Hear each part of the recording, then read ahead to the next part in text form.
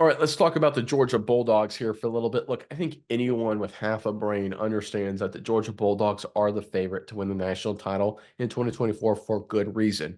But that doesn't mean this is a perfect football team. They have a few weaknesses, a few areas of concern. And one of those weakness areas, I think, and I think a lot of you Georgia fans would agree as well, is the defensive back position. But there's some help on the way. Georgia's recently added a guy through the transfer portal. Let's pull up the report, and then we'll talk about it on the other side. This is courtesy of 24/7 Sports. After adding a program record 8 players via the transfer portal, Georgia is not done building out its 2024 roster.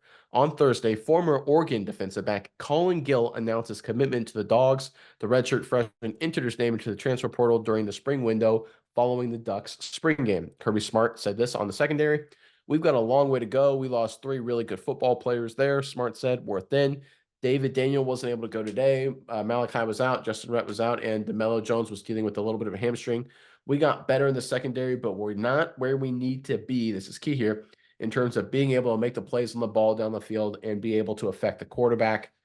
Hopefully, the addition of Colin Gill helps mitigate some of those concerns there. Miles, I'm curious what your thoughts are on this. But first, Georgia fans, in the comment section below, look, we're talking defensive backs right now. So give us your favorite defensive back in Georgia history. There's a lot of really interesting names to choose from. I'm really curious what you guys have to say, though. So give us your favorite defensive back in team history and put it in the comment section below.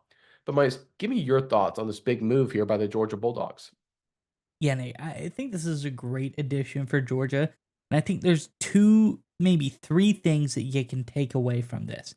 One being Georgia dominating the transfer portal. They've had a lot of additions here. I think they're really going very strong in the transfer portal.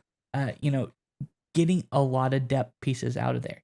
Two, you like this guy previously after leaving Oregon after the spring game, he commits to Temple. Then he decommits from Temple and commits over to Georgia. What does that tell me? It tells me this guy was already committed somewhere else, yet still Kirby Smart and co found it necessary to go after him. They saw something they liked in him and kept the recruitment going, getting him to come over to Georgia.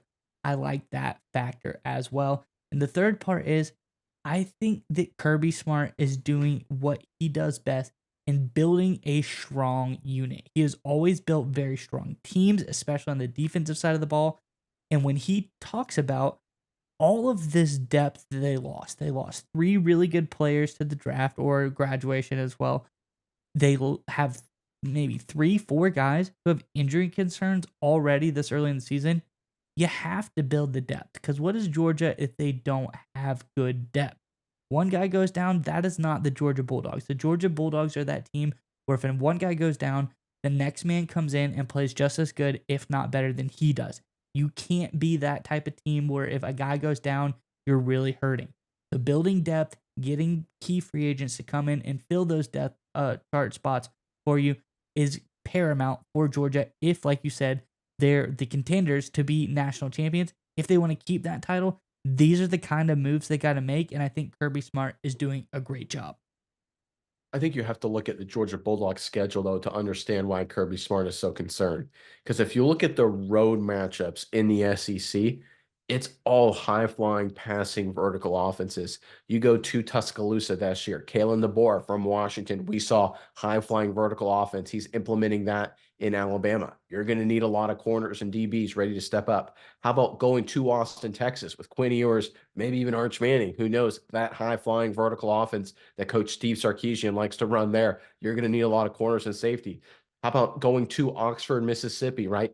Ole Miss, Lane Kiffin. We all know what he does offensively, right? You're going to need a lot of corners and safeties there to kind of hang with them. And then, of course, the likely ending of the schedule, SEC championship game in a dome in Atlanta, it's likely going to be Alabama, again, high flying offense, or LSU, high flying offense, right? So we're looking at a situation there where the 4 biggest games, in my opinion, the 4 toughest games so far on Georgia's schedule are against high flying vertical offenses where Georgia's going to need, like you said, a lot of depth and a lot of experience and a lot of talent. They're going to need a great combination of multiple young and old players here to battle through that schedule.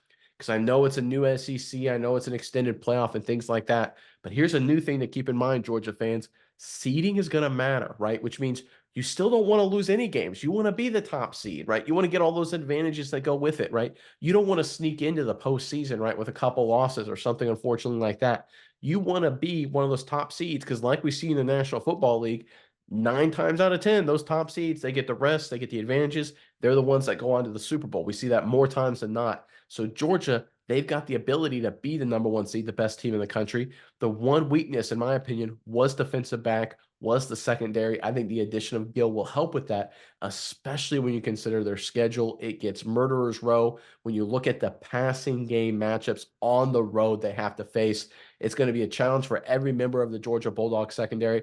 But I think it's a smart move by Kirby Smart being proactive to make sure they continue to address and upgrade this position.